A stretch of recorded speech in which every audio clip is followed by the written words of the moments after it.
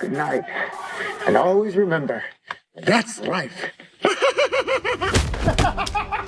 Well, he's not. Hey, how you doing? I hope you're doing well. I am fascinated by Joker 2. Joker Folie à Deux, endlessly intrigued. Most people can barely make it through watching it once in the theater, and I saw it twice in 2 days. And I still don't know. I don't know if I hate it. I don't know if I love it. I don't think that really matters. Which, to be honest, is the opposite of how I felt about Todd Franklin Phillips' first film. Franklin is not his middle name, but I went on Google and searched his middle name, and then it said it's unavailable. And listen, I respected the hustle of Joker 1. I respected hiding a Scorsese tribute behind the name Joker. I respect making a billion-dollar hit that opened the doors for other films in the genre to be different, to be less studio mandated and approved. Joaquin Phoenix was great, Hildur deserves the world, and Larry Sher is a massively underrated director of photography who I want to start working on better movies. All that said, I found every single self-serious line of dialogue to be so paper thin. Every character was just a mouthpiece for second-grade level rants about mental illness and our always corrupt society. Maybe a hug, Dad. The writing, the storytelling did not work for me at all, but that didn't really fucking matter because so many connected with it, so many loved it. And I ain't gonna tell you you're wrong for loving something. Awards galore, you're no longer the dude who made frat bro comedies, Todd. You are now the dude who made an Oscar-winning dude bro Taxi Driver, but who gives a shit what people think? DC is offering you the keys to the castle. You made a smash hit that will always be discussed. Good, bad, fuck it. You made the movie you wanted to make. It made money. Take a drink, smoke a cigar, and sit on your pile of cash. So, if you're Todd Phillips, how do you follow that up? Why do you follow that up? Do you go more into the comic book realm that you so very much feared? Do you allow Arthur to become the fictional icon, the villainous madman? Do you make the same movie again and appeal to the same people? Do you ignore the largely overblown hysteria around your first film, the rallying cries of the incel army waiting to put on their happy face? Do I look like the kind of clown that could start a movement? Or do you do none of that? Do you take $200 million and tell everyone who wants more, everyone who never wanted another, and everyone in between to go fuck themselves?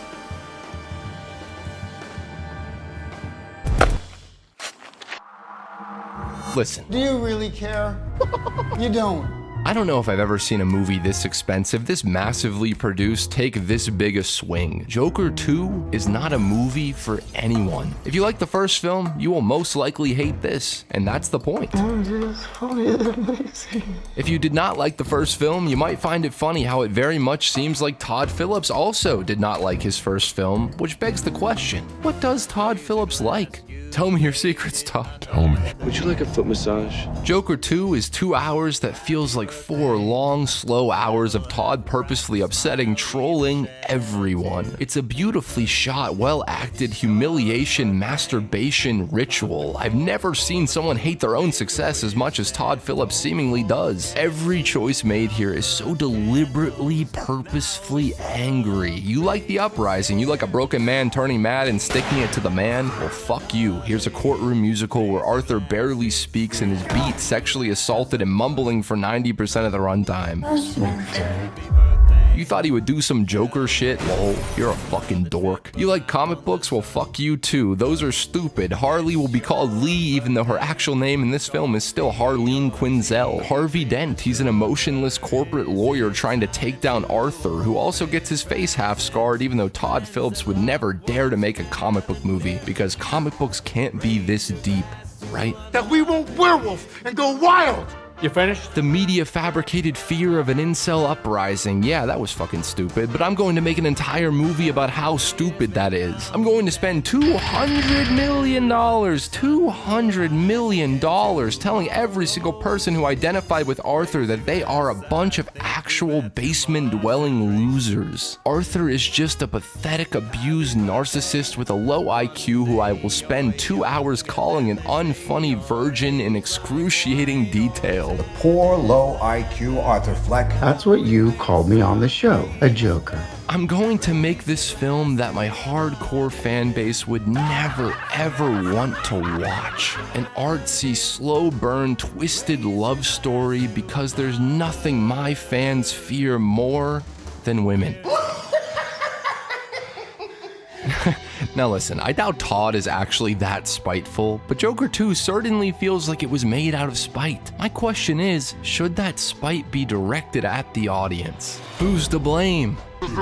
Trust me, I get it, and I love the idea of telling fanatical fanboys and cynical critics to go fuck themselves. I love that vibe, I even respect it because I too am a pretentious prick. But still, the movie is seemingly so angry at fans for not getting the point of Joker 1. But is it not somewhat your fault, Todd, that they did not get the point? I mean, you directed the scenes where Arthur dances down the stairs, you chose to put the rock ballad there, you chose to have him be center frame in a sea of iconic imagery that makes him look heroic. And yeah, I get it, the first film is shot mostly from Arthur's perspective. Arthur views himself as powerful and that makeup free. He makes himself his own god, hence why we are seeing him that way. I get it, but I'm not sure if the first film was ever nuanced enough for the audience to get that this Joker is supposed to be scary, not inspiring. It's supposed to be a cautionary tale rather than an inspirational fable. Arthur is not supposed to be doing the badass thing when he shoots Murray Franklin. He's not supposed to be cool when he's prancing around like a dork. It's all supposed to be real sad, real scary, and real pathetic. What do you think? Yet, so many people did not get that. Now, is that the fault of our collective brain rot and visual illiteracy?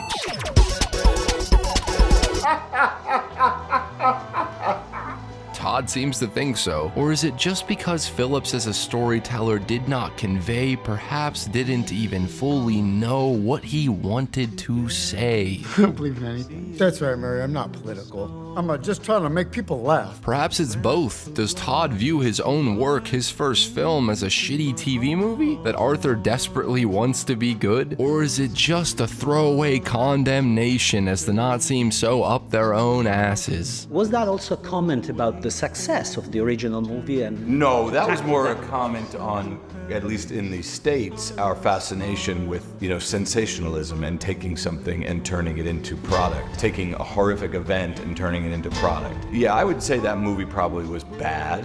One person said it was bad in the movie, somebody said it's great. I'm gonna go with it was bad. Yeah. I think it's gonna be good. Yeah, you think it was Joker 2 puts Joker 1 on trial. Was it the deeply lonely, easily angry subgroup of Joker stans that created a false read of the film because they projected their own hurt and rage and saw themselves in something they shouldn't? Or was it the film and the filmmaking itself, Joker himself, that was never complex, nuanced enough to create the conversation that Phillips wanted us to have? Everyone is on trial in that courtroom. The fanatical Lees of the world who want the power fantasy, the stoic, cold-hearted Harvey Dents who hate any kind of artistic, mania-fueled expression, and Arthur himself who doesn't even know what he's trying to say. I'm just trying to make people laugh. This is a great setup if you ask me, and I wish I knew what that answer was. Who is responsible for not getting the joke, for missing the point? The fans, the critics, or Phillips himself? I fucked up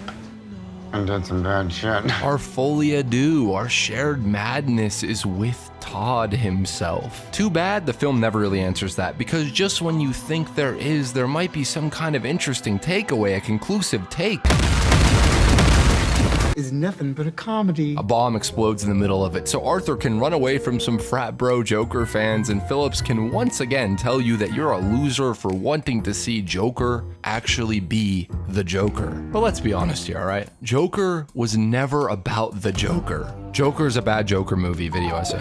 But this is very much the case here. I don't know if anything about Arthur or his journey has anything to do with the fictional character of the Joker. Sure, he has the laugh. Sure, he was a bad stand-up comedian, but the rest of his characteristics are not those of the Joker, even when he has the makeup on, even when he's shooting people, causing riots. You know why he's not the Joker? Because the Joker isn't sad when he's doing these things. He's typically not lashing out like a brat who did not get enough attention as a kid. Maybe a hug, Dad.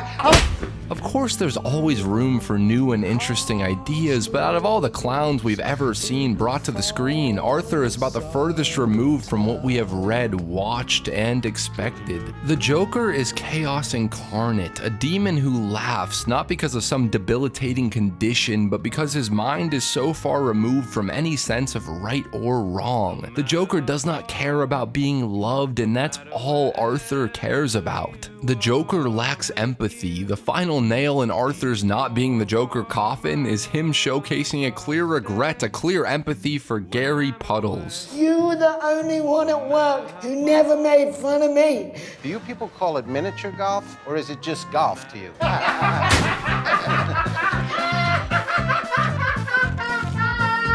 Realizing he is now causing someone he once viewed as a friend the same pain, isolation, and trauma that he's always felt. He has become the Murray Franklins, the bullies, and for once, for that brief split second, Arthur is no longer viewing himself as a victim. He does not laugh at Gary's pleas even if he wants to. Instead, he starts to cry, he starts to care. The makeup is washing off.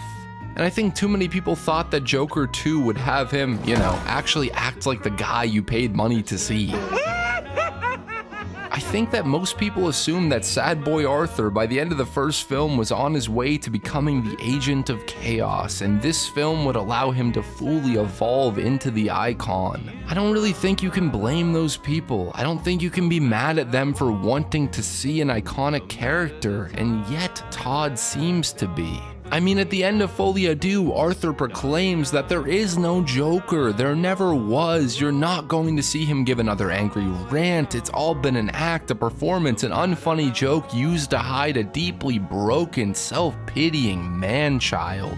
As soon as Arthur tells the world, looking directly at the camera, that the Joker is not real, his supporters, his lover, his audience, us, we leave the courtroom. His stage, we walk out once the illusion, the fantasy, is over. Because nobody cares about Arthur Fleck. They never did, they never will. They don't want to see a broken man be healed. They don't want to see him cry, be human. The only reason people cared was the clown makeup, the persona, the iconography. The only reason people gave a shit about the film, either film, was the name Joker. The image of him on the poster, the Halloween costume you can buy. It's almost like Phillips seems to resent the fact that nobody gave a shit about his original character, his story, and the emotion behind it, and all they cared for was their preconceived notion, love, of Joker. Somebody like Arthur can't really be themselves if they're expecting to find love. They have to kind of put that mask back on and be who other people want them to be. And I find that really tragic. Knock, knock. Who's there? Arthur Fleck, who? One of the funniest accidental meta jokes that Folie à Deux brings to the forefront is Todd realizing that most of the audience only cares about the comic book icon and not any kind of humanity underneath. I mean, to quote Todd himself, he's always been Arthur Fleck. He's never been this thing that's been put upon him, this idea that Gotham people put on him, that he represents. He's an unwitting icon. This thing was placed on him and he doesn't want to live as a fake anymore. He wants to be who he is. This realization, which of course is based in truth, too many audience members are vapid consumers who only care about the costumes, seems to have caused such a viciously mean-spirited response from the storytellers behind this sequel. I mean, there's a whole song and dance number where Joaquin screams at us, the jury, the lyrics perfectly coinciding with the spiteful point they are trying to make. They don't care as long as there is a jester. He's just a fool, there's always a joker. That's the rule! Almost like Arthur, Phillips, and Phoenix are trapped by the mythos itself and desperately want to escape it. You want the Joker and only the Joker? Well, fuck you for only caring about the comic book icon and not any kind of humanity underneath. Yet, if you ask me, the punchline is that Arthur never really had much of a character to begin with. I'm a party clown. I'm not trying to be a dick, I'm genuinely asking, what is interesting about Arthur Fleck?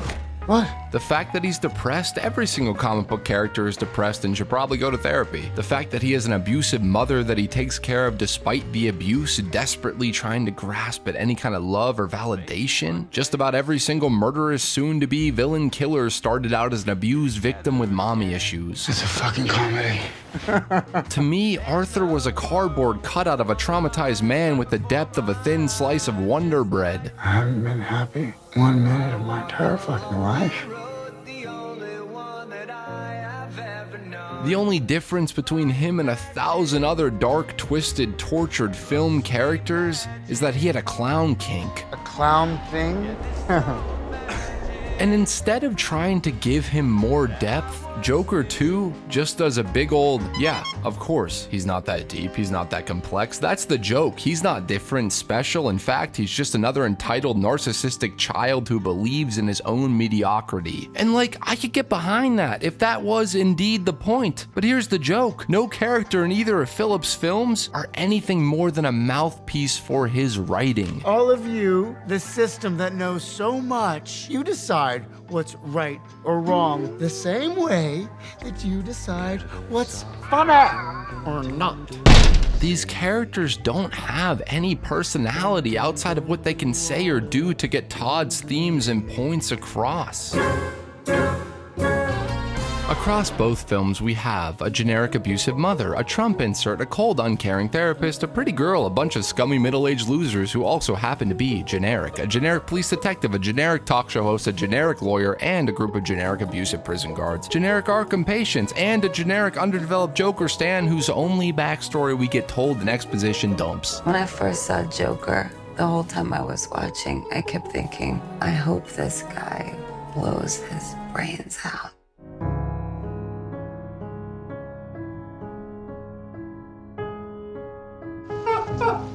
Now, of course, the actors elevate all the material. Todd works with brilliant people who bring that humanity and soul that is entirely lacking on the page, adding what little depth they can bring. My question is, if this wasn't a Batman-adjacent thing, if his two Joker films had Arthur put on a fucking horse mask instead of clown makeup, would anyone care? If at the end he inspired another horse mask wearer to shoot down a rich guy named Timothy Jane, would you give a shit?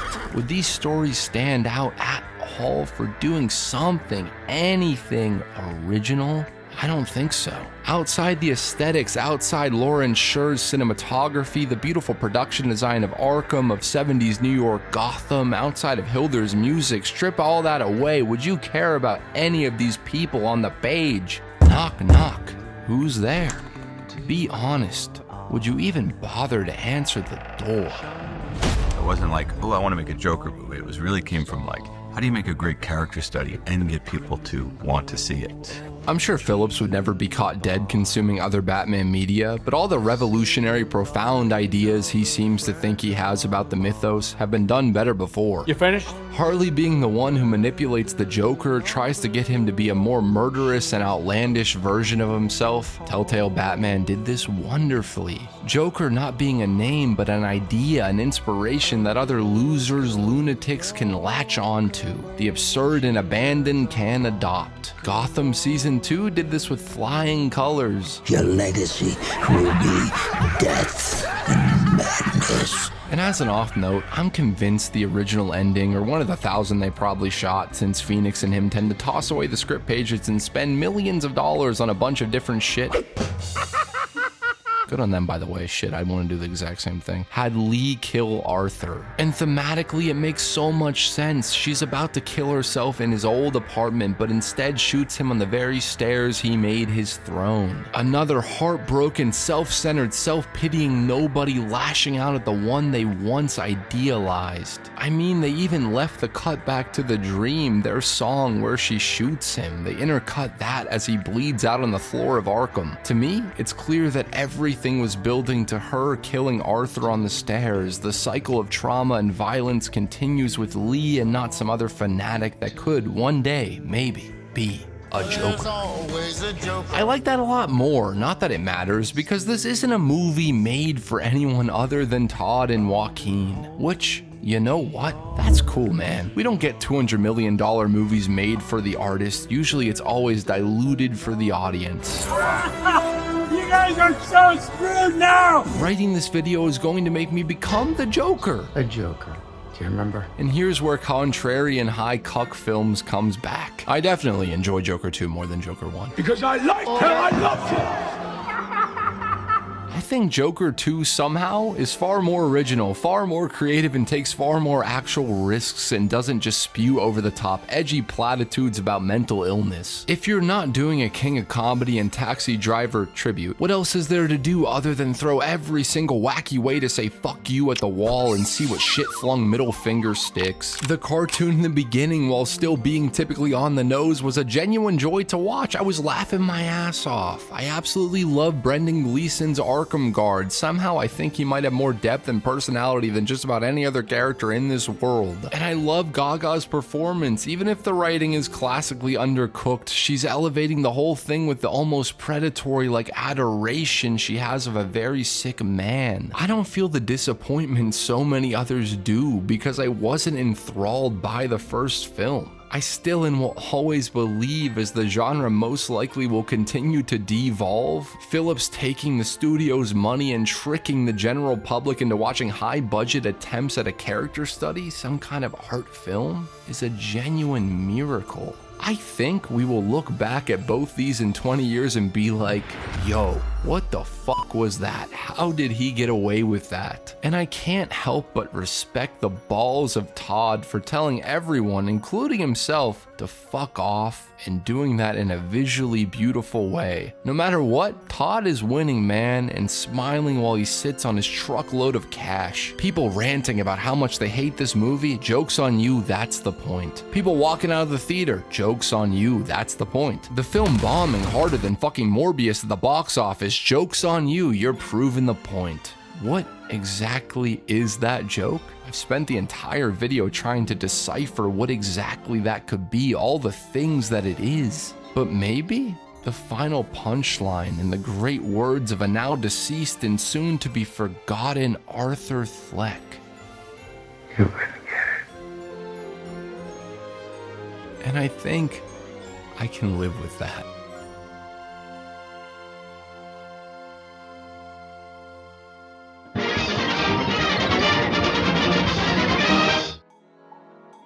Hey guys, thank you so much for watching the video. What did you think of Joker 2? Did you hate it? Did you love it? I've seen some people love it. Let me know. Let me know. As always, keep creating and have a lovely, lovely, lovely day. Dad, it's me! It's a fucking comedy.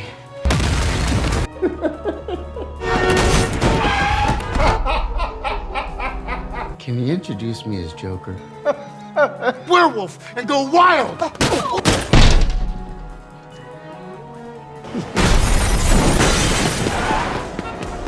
It's okay, I'm a good guy.